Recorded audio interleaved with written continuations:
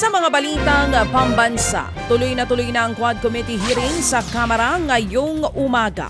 Kaugnay pa rin po yan ang investigasyon sa mga patayan ng war on drugs. Ayon kay House of Representatives Secretary General Reginald Velasco, gaganapin yan sa People's Center mamayang alas 10 ng umaga. Mismo ang chairman na si Congressman Ace Barbers ang nagkumpirma raw nito kay Velasco. Hindi pa malinaw kung bakit biglang itutuloy ang pagdinig. Pero bago yan, sinabi ni Barbers sa kailangang ipagpaliban ng hearing dahil sa dami ng mga testimonya na kailangang kumpirmahin. Inaasahan namang dadalo ang dating Pangulong Rodrigo Duterte na handa raw harapin ang mga kongresista ngayong araw. Naunang inanunsyo ng kampo ni Digong na pupunta sana ito sa hearing matapos inanunsyo na kanselado naman ang Quad Committee hearing. Samantala sa iba pang balita, dinipensahan naman ni Vice President Sara Duterte ang hindi pagsipot ng ilang tauhan niya sa pagdinig ng Kamara kaugnay naman sa issue ng kanyang confidential funds. 4 na tauhan ng OVP ang pinakontempt ng House Committee on Good Government dahil hindi dumadalo sa mga pagdinig. Pero bumuelta si VP Sara. Abala sila sa trabaho sa kanyang opisina at wala raw mali siya ang pagpayag niya na bumiyahe ang 4. Iginit din niyang politika lamang ang motibo ng pagdinig para siraan siya. Bagay na kinontra naman ng mga kongresista na inakusahan ng bise na pinagtatakpan ang kanyang mga tauhan. Nanindigan ng mga opisyales ng PhilHealth na buo pa rin ang suporta nila kay PhilHealth President at CEO Emmanuel Ledesma sa kabila po yan ng mga panawagan na magbitiw na ito sa pwesto. Sa panayam po ng programang ito, iginiit ng tagapagsalita ng ahensya na marami naman na nagawa si Ledesma. Isa sa isyong ipinupukol sa kanya ang Medusa ransomware attack na hindi raw natugunan agad ng opisyal.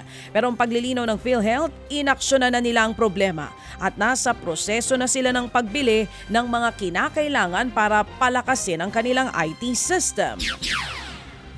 Wala pa po tayo sa sususpinde because again, we are still waiting for the investigation being done by the National Privacy Commission. Mukhang hindi naman kinakailangan na mag-resign ang presidente because again of the accomplishment na nagawa na po niya for PhilHealth in the past 2 years pa lamang po na siya ay napaupo sa PhilHealth. Yan ang tinig ni Dr. Israel Pargas, ang tagapagsalita ng PhilHealth. Samantala, dismayado naman ang grupong migrante sa pahayag ni Philippine Ambassador Jose Romualdez na pinayuhan ang mga undocumented na Pilipino sa Amerika na umuwi na ng bansa kaysa ma-deport kapag naupo na si President-elect Donald Trump. Sa panayam po ng programang ito kay Lester Ramos ng migrante, sinabi niya na mukhang wala talagang pakialam ang gobyerno sa mga migranteng Pinoy sa Amerika. Sa datos po ng grupo, umaabot sa hanggang 1 milyon na ang mga undocumented na Pinoy sa Amerika at marami sa kanila ang nanganganib ng mapauwi. Yung mga tulad ko, human trafficking, asa nga yung mga biktima ng mga waste theft, yung abuso, domestic violence, may mga special process doon kasi biktima nga sila. So mas madali yung proseso nila ay sa regular na petition. Yan ang tinig ni Lester Ramos ng grupong Migrante USA. Tatargetin na raw ng war on drugs ng Administrasyong Marcos ang supply chain ng illegal na droga sa loob mismo ng New Bilibid Prison sa Muntinlupa City. Ayon kay DILG Secretary John Vic Remulla, numero 1 pa ring supplier ng droga ang Bilibid.